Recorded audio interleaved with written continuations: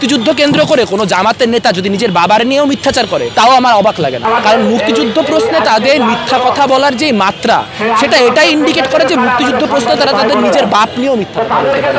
জামাত বাংলাদেশে কখনোই বিরোধী দলীয় রাজনীতি করে নাই। তারা যখনই বিরোধী হয়ে যায় তখনই তারা গুপ্ত হয়ে যায়, তখন তারা অন্য ফরমেশনের মধ্যে লুকায় যায়। ৭২-এ জাসদের ভিতরে আশ্রয় নিচ্ছে, পরবর্তী সময়ে ছাত্র দলের বিরুদ্ধে ছাত্রলীগের ভিতরে, অনেক ক্ষেত্রে বামপন্থীদের ভিতরে নানান জায়গায় আশ্রয় নিচ্ছে।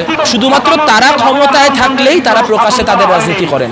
ফলে বিরোধিতা করার জন্য যে নৈতিক জোর প্রয়োজন হয় সেই নৈতিক জোর তাদের নাই, এবং বাংলাদেশ বিষয়ে তাদের কনসার্নগুলি আলাদা। তাদের কনসার্ন হচ্ছে ইসলামী ব্যাংকের নিয়ন্ত্রণ তারা কিভাবে ফেরত পাবে। তো বিএনপি যদি তাকে ইসলামী ব্যাংকের নিয়ন্ত্রণ বুঝাই দিতে পারে তাহলে জনগণের ভোগান্তি বাড়া নিয়ে তার কোনো ধরনের ক্রাইসিস তৈরি হবে না। জনগণের ভোগান্তি বাড়লো কি কমলো তাই নিয়ে আপনি অন্তত, আর যাই হোক, জামাত ইসলামীকে কোনো কথা বলতে শুনবেন না। যদি ১-২ বার বলেও সেটা একেবারেই নামকাও আসতে শোনানোর জন্য।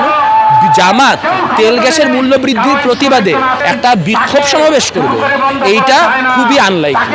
যতগুলো জনগুরুত্বপূর্ণ ইস্যু আছে সেই ইস্যুগুলোতে তারা সরকারের সাথে একমত। মার্কিন চুক্তির বিষয়ে তারা একমত, তেল গ্যাসের বিষয়ে তারা একমত। যতগুলি চুক্তি ভারতের সঙ্গে, আমেরিকার সঙ্গে, রাশিয়ার সঙ্গে করা হয়েছে সেই চুক্তিগুলি উন্মুক্ত না করার ব্যাপারে তারা একমত। কাজেই কোনো গুরুত্বপূর্ণ ইস্যুতে বিএনপিকে চ্যালেঞ্জ যেহেতু জামাত করবে না, কাজে জামাত অবশ্যই গৃহপালিত বিরোধী দল।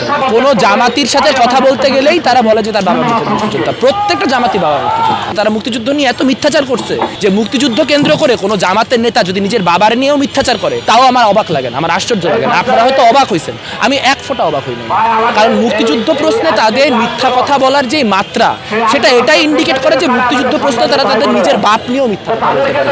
এবং আমার ধারণা একটু ঘাটলে এরকম একজন না, এরকম অনেকগুলি ক্লেম পাওয়া যাবে যে ক্লেমগুলি মিথ্যা।